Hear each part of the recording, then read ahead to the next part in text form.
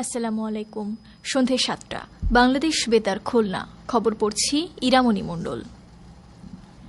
Khulna city কর্পোরেশনের প্রশাসক নজরুল ইসলাম মঞ্জু বলেছেন, জলবায়ু পরিবর্তনের কারণে ক্ষতিগ্রস্ত অঞ্চলের মধ্যে খুলনা অন্যতম। অতিবৃষ্টি, তাপদাহ, লবণাক্ততা সহ বিভিন্ন প্রাকৃতিক দুর্যোগে সমুদ্র উপকূলীয় এবং সুন্দরবন অঞ্চলের মানুষ সর্বশান্ত হয়ে শহরমুখী হচ্ছে। বনায়ন বা বৃক্ষরোপণ করা ছাড়া এর থেকে বের হওয়ার অন্য কোনো উপায় নেই। তিনি আজ খুলনা মহানগরীর জাতিসংঘ শিশু পার্কে গাছের চারা রোপণ ও বিতরণ কর্মসূচির উদ্বোধনী অনুষ্ঠানে প্রধান অতিথির বক্তৃতায় একথা বলেন। নজরুল ইসলাম মঞ্জু বলেন, পরিবেশ সুরক্ষা ও নগর সবুজায়নের লক্ষ্যে নগরীর ৩১টি ওয়ার্ডে নাগরিক ফোরাম খুলনা এ কর্মসূচি বাস্তবায়ন করছে। তিনি প্রধানমন্ত্রী সবুজে সাজাই বাংলাদেশ কর্মসূচিতে অংশ নেয় নেতৃবৃন্দকে ধন্যবাদ জানিয়ে বলেন, পরিবেশ সুরক্ষায় সরকার প্রতি বছর দেশব্যাপী ৫ কোটি বৃক্ষরোপণ কর্মসূচি বাস্তবায়ন করছে।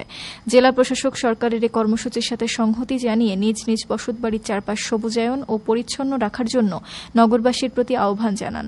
নাগরিক ফোরাম খুলনার কো চেয়ারম্যান সর্দার আবু তাহেরের সভাপতিত্বে অনুষ্ঠানে কেসিসির প্রধান নির্বাহী কর্মকর্তা রাজীব আহমেদ, কেসিসির এস্টেট অফিসার গাজী সালাউদ্দিন, নাগরিক ফোরামের নেতৃবৃন্দ সহ সংশ্লিষ্ট কর্মকর্তাগণ উপস্থিত ছিলেন।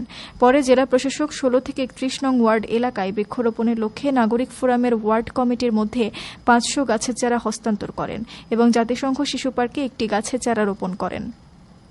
এছাড়া বৃক্ষরোপণে জনসচেতনতা বৃদ্ধিতে একটি বর্ণাঢ্য র্যালি বের করা হয়।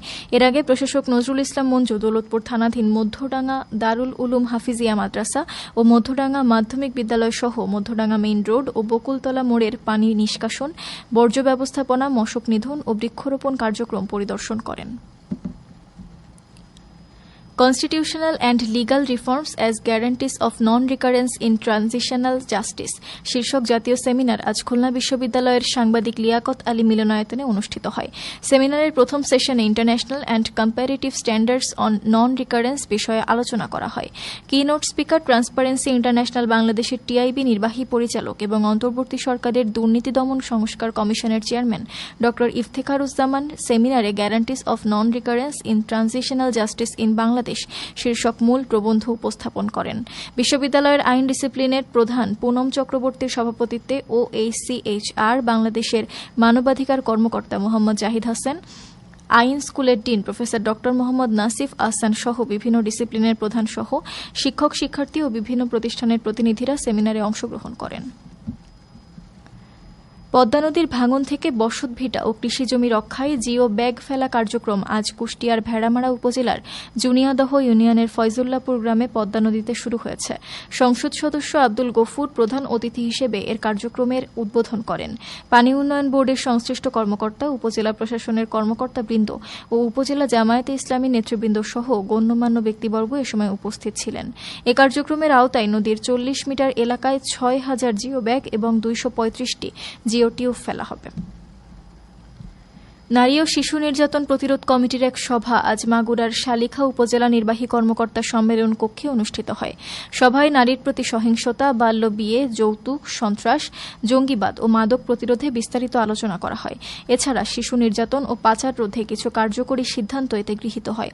উপজেলা নির্বাহী কর্মকর্তার সভাপতিত্বে থানার ভারপ্রাপ্ত কর্মকর্তা, সহকারী কমিশনার ভূমি, মহিলা বিষয়ক কর্মকর্তা, সমাজসেবা কর্মকর্তা, যুব উন্নয়ন কর্মকর্তা ও রাজনৈতিক ব্যক্তিবর্গ সহ সংশ্লিষ্ট কমিটির সদস্যগণ এ সময় উপস্থিত ছিলেন।